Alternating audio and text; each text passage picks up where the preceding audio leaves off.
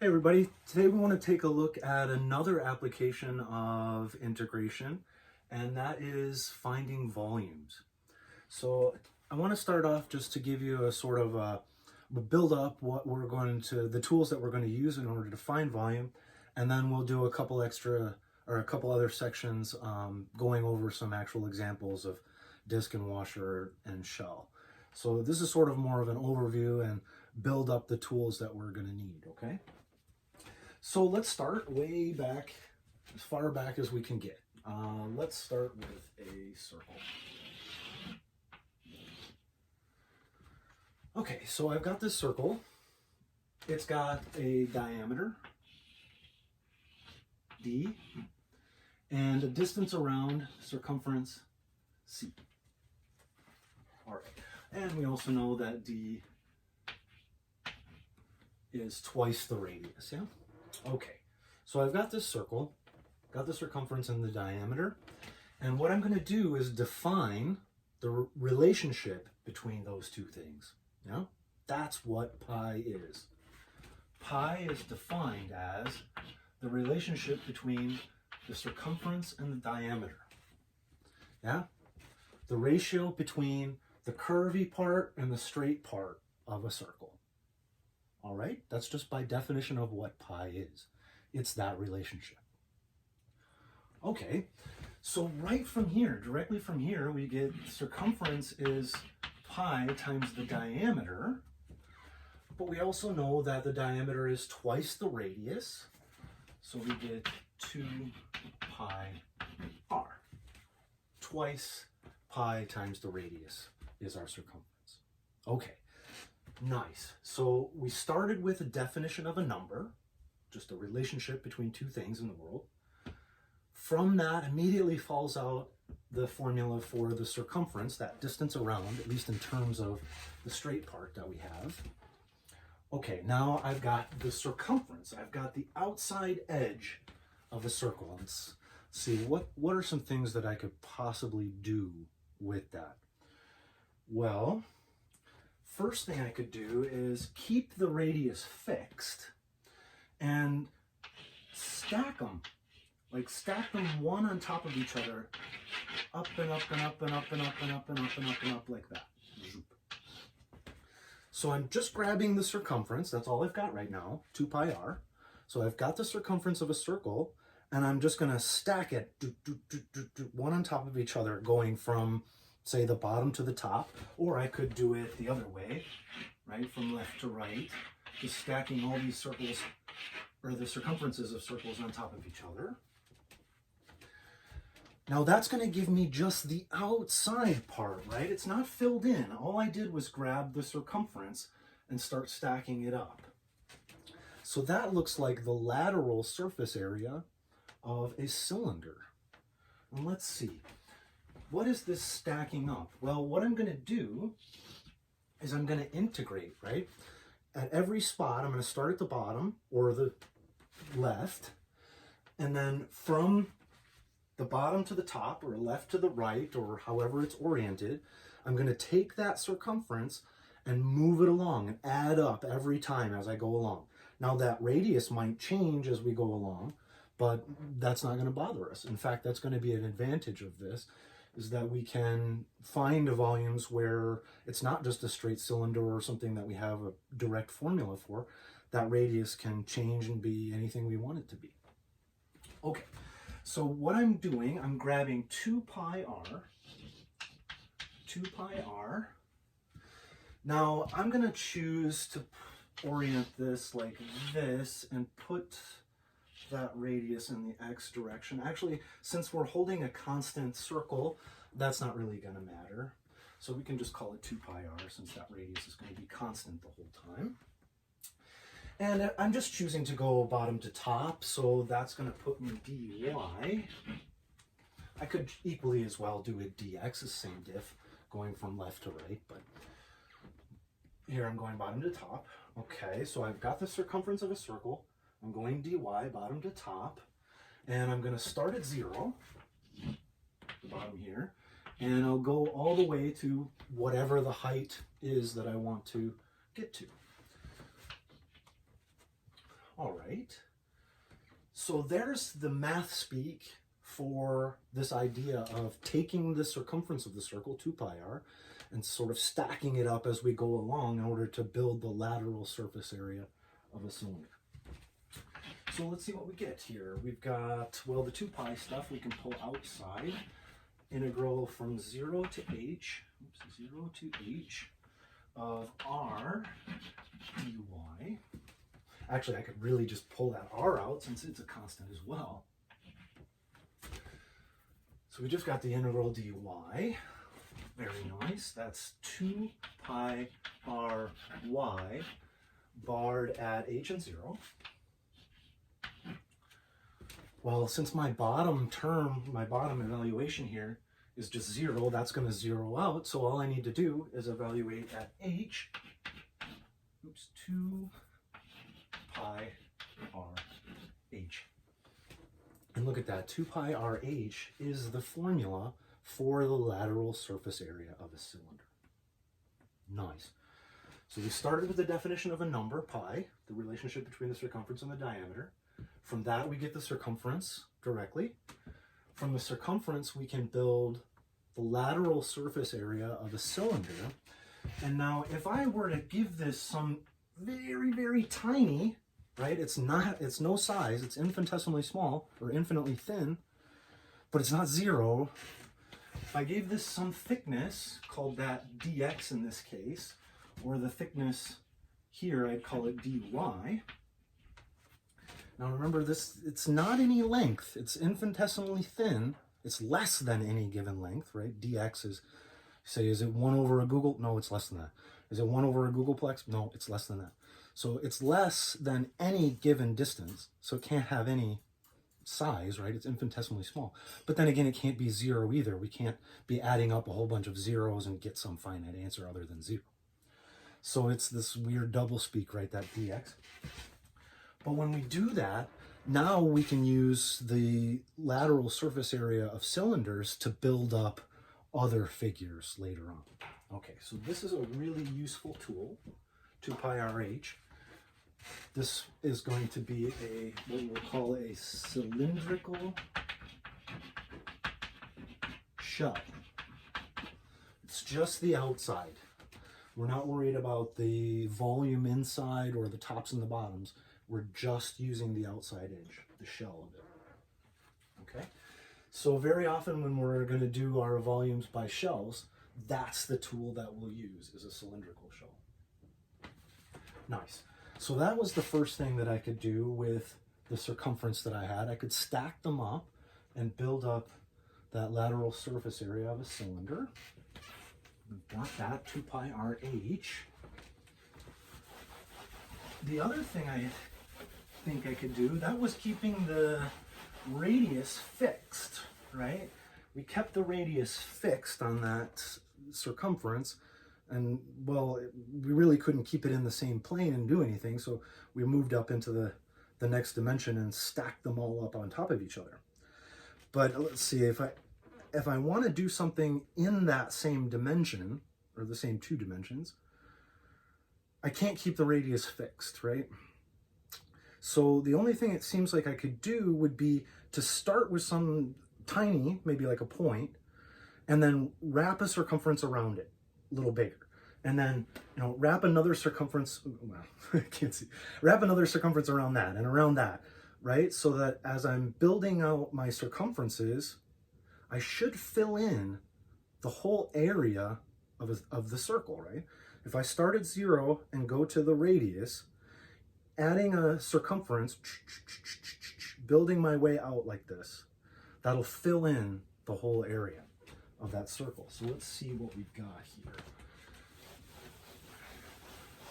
So the idea that we're doing is I'm going to start, I want to build this circle, right, with radius r. And I'll say, okay, well,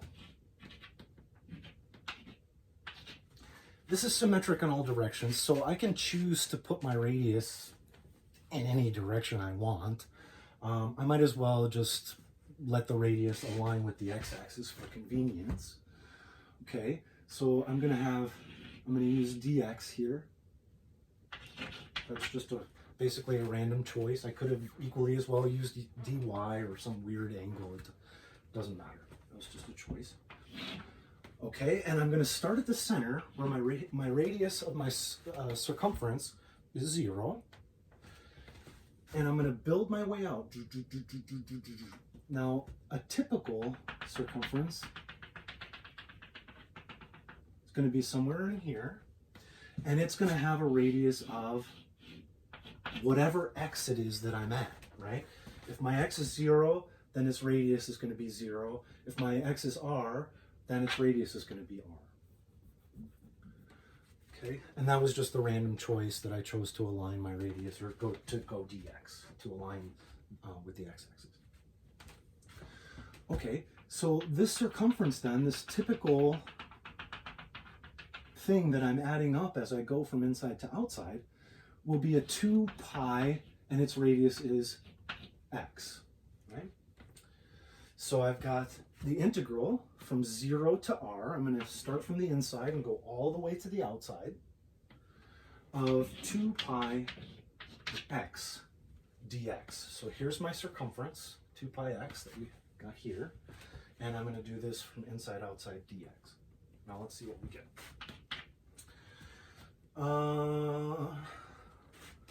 We have 2 pi x squared over 2 barred at r and 0. Okay, so the 2's go. We get pi x squared barred at r and 0. The second one zeroes out, so I don't need to worry about the subtraction. I just need to evaluate at r. And look at that, we've got pi r squared, which sure enough is the area of that circle. Okay, now, excuse me, we could call that action, or what we're doing there, finding the area by circular shells, right? We're just taking the shell or the circumference of a circle and building out the area with those shells. So that's a little bit of a stretch, but that's a way we could characterize this, is area by circular shells. Okay, so now we started with the definition of pi. We got the circumference immediately from that. From that, we were able to build the lateral surface area of a cylinder, so we have cylindrical shells. And now we've got the area of the circle, which is pi r squared. Nice. Now let's think about what we can do with the pi r squared. Now I don't need to just grab the circumference, I can grab the whole area. If I grab the whole area here, let's see, one thing I can do would be to keep the radius fixed and stack those areas on top of each other. But now I've got the whole area in there, right? So I'm stacking area on top of area on top of area, all the way up to the top. That's gonna fill the whole thing in. So this should give me, if I do this from the bottom to the top, from 0 to h, that should give me the volume of a cylinder. So let's see if that works. Now that I've got pi r squared, I've got the area of a circle.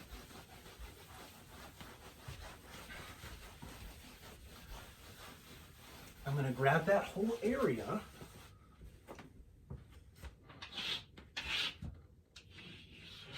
I'm going to orient this so that that radius is aligned with the x-axis, and I'm going to stack it bottom to top.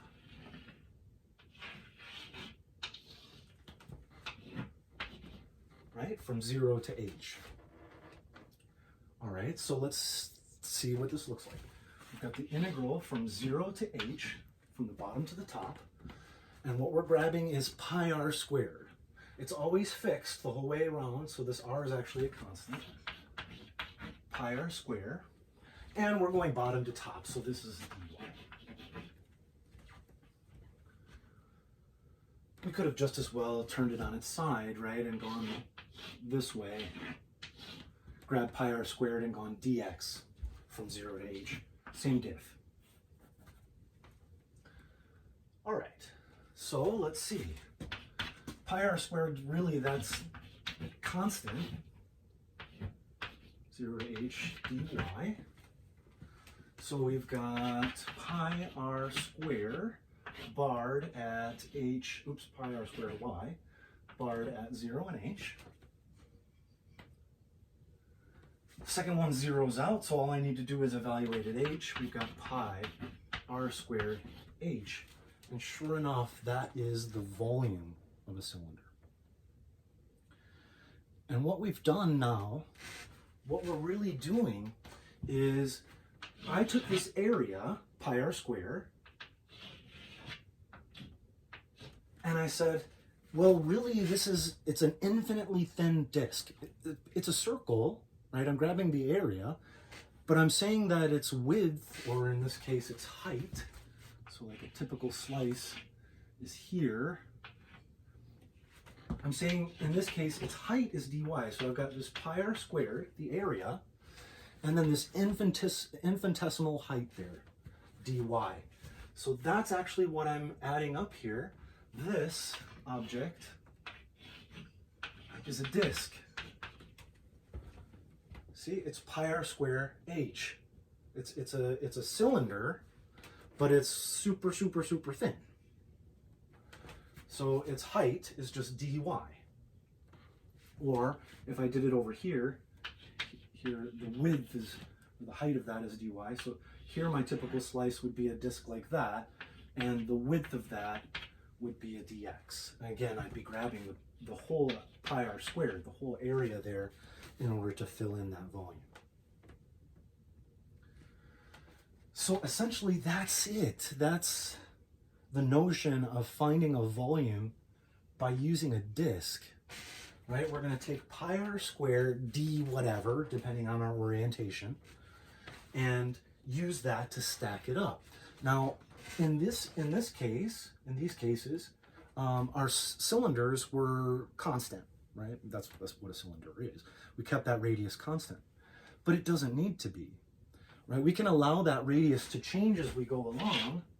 Now I could have some crazy function like this, have it rotated. So let's see if I can do that. Like that, more or less. Right? And so we've got this volume, this object, on that interval, and I'll say, oh, well, if I go dx, if I go from left to right, then I'm going to get these disks, these circular cross sections, like this, right? And that's nice. They're all going to be the same shape. They're all going to be circles, but their radius is going to be changing as we go along, right? So all we need to do is allow for that radius to change, and we're good. We have the whole thing that we need for finding the volume by a disk.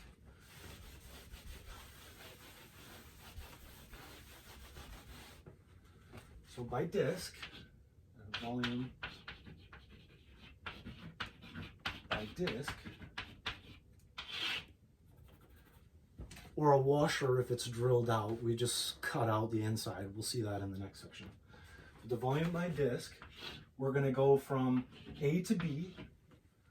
That's left to right if it's dx, or bottom to top, right?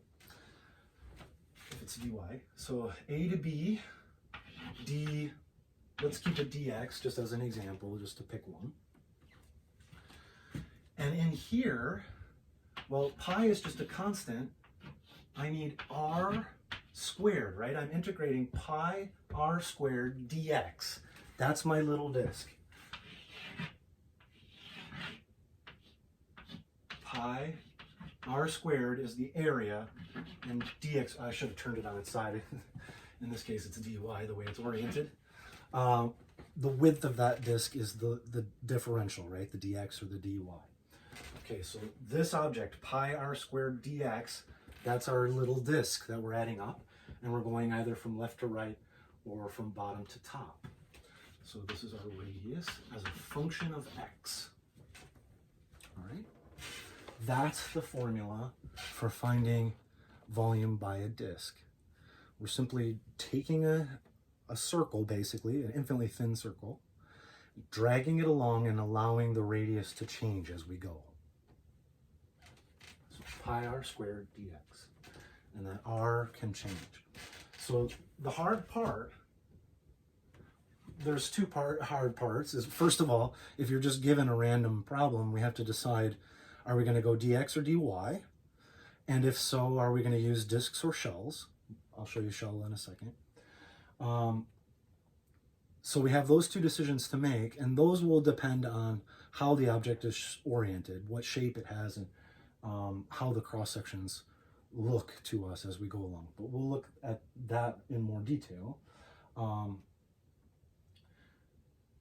The hard part there, after that decision is made, am I going to go dx, dy, am I going to use disks for shells? Then if we're here, we've chosen to go dx, we're using disks, then the hard part is determining what is that radius, right? What is going to determine, is there a specific curve or some line or something that defines how long that radius is? That's kind of the hard part, is visualizing that, setting up that radius.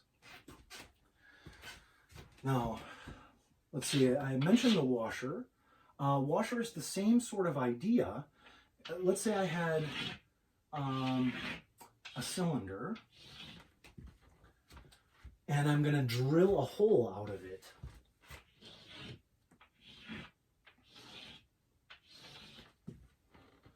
Okay, so I've got this tube, well, the whole thing's filled in, and our cylinder, and I've got a hole drilled through it. There's two different ways we can look at that, in the same way as we can look at the area between two curves in two different ways, and it's basically the same rule, is to say, well, I'm either just rotating this area around, or I'm taking the whole volume and drilling it out. In either case, we can say, well, we've got the integral, let's call that a and b. So we've got the integral from a to b of our big radius squared dx. So the big radius is going to be that, the bigger outside radius. And then I can drill out or subtract away the volume that's inside. So I'll take away the integral from a to b of the little radius, which is this guy here, r of x, that little radius, the little radius squared dx. Oops, I forgot my pi's. Pi. Okay.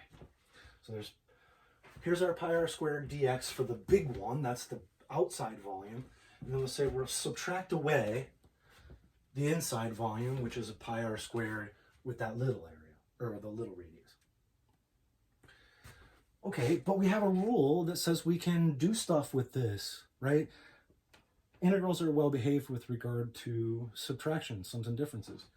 So actually I can pull that, I can combine these together into a single integral and pull that pi outside, right? There's a common factor of pi in both of those. So really what I've got is pi integral a to b, pulled that pi outside, and I've got big R squared,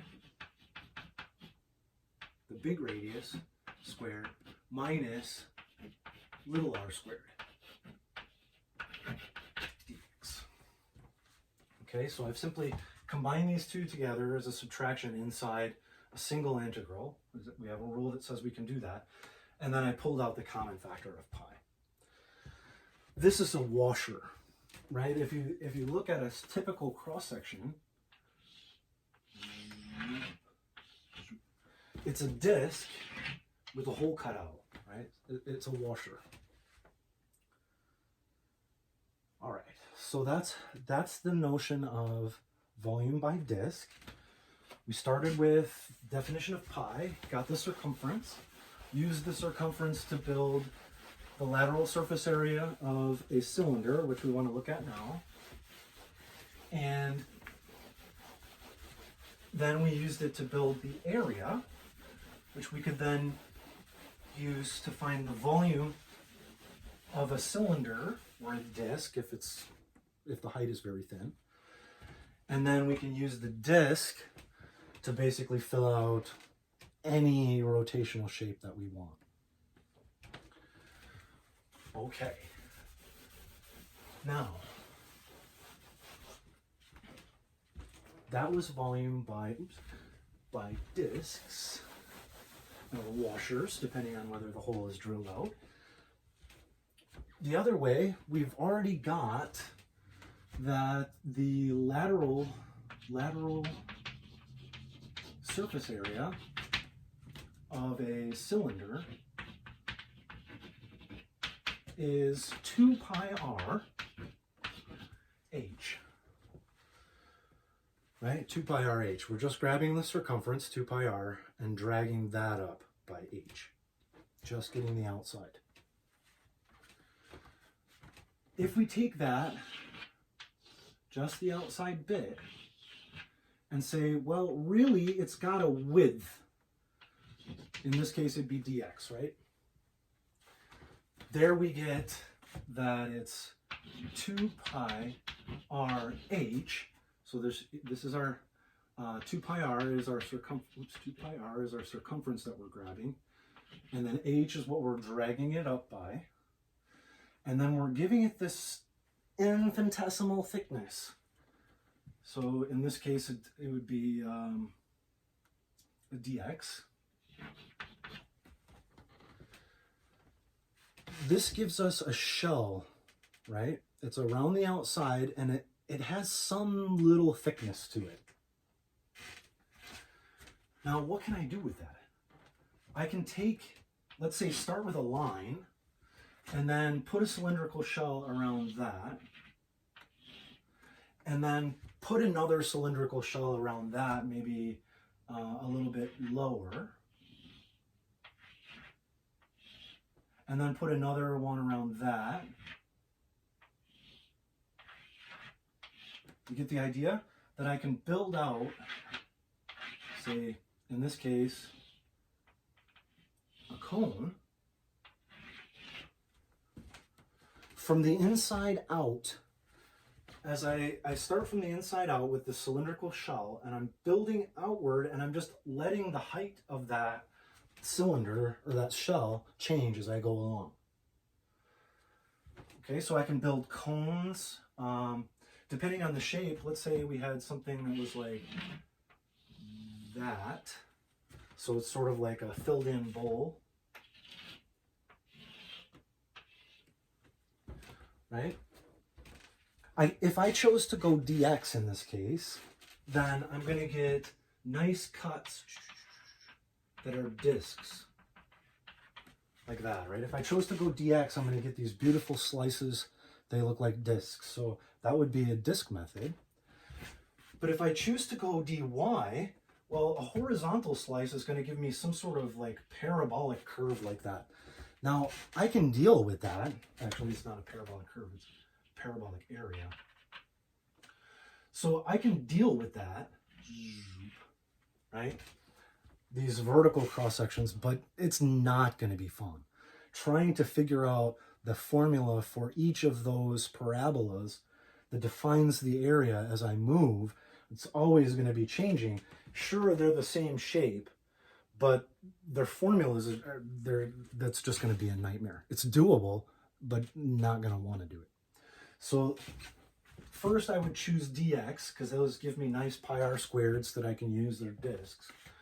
If I looked at a dy and I see that fail with those weird parabolas and stuff, I'm going to say, well, could I still go dy but use cylindrical shells?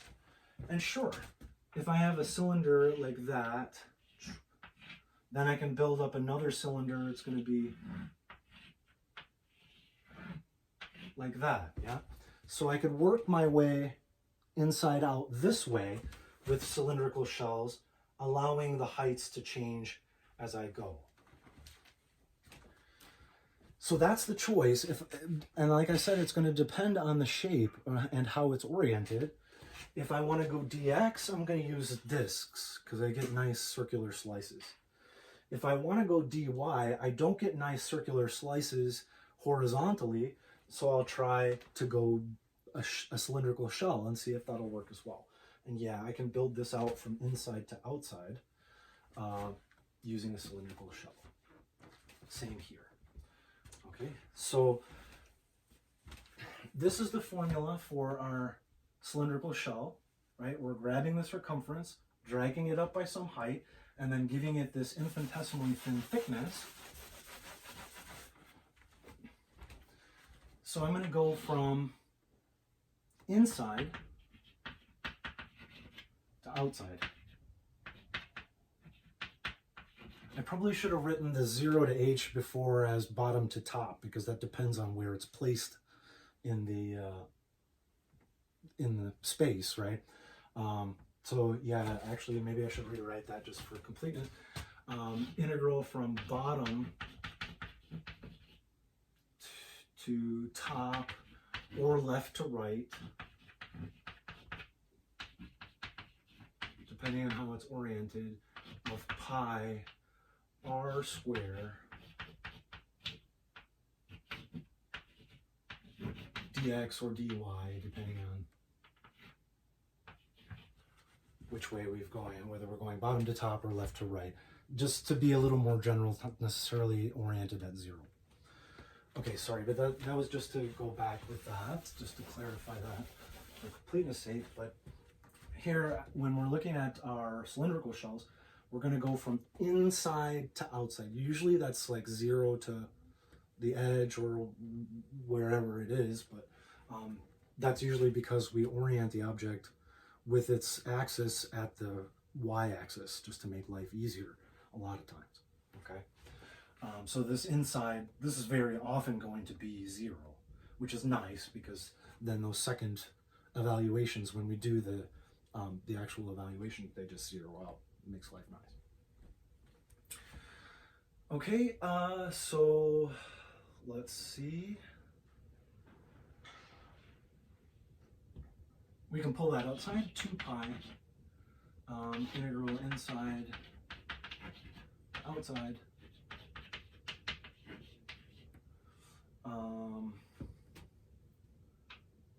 r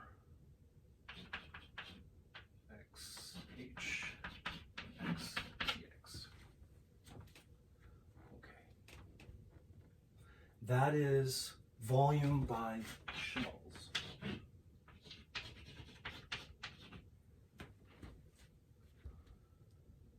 All right. So we started with the definition of pi, got the circumference, used the circumference to build a cylindrical shell, and now cylindrical shells we can use to build lots of other shapes, basically any other rotational shape. And then we use the circumference to build out the area of a circle.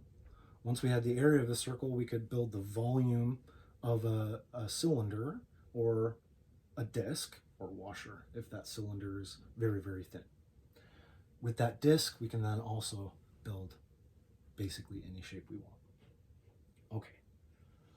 So the main struggles, again, with these things are deciding whether you're going to go dx or dy and visualizing the cross sections that you're going to get as a result, and then deciding based on those cross sections whether you're going to use discs or shells. Okay, and again, that's based on how the shape is oriented.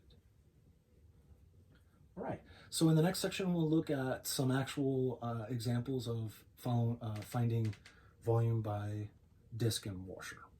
All right.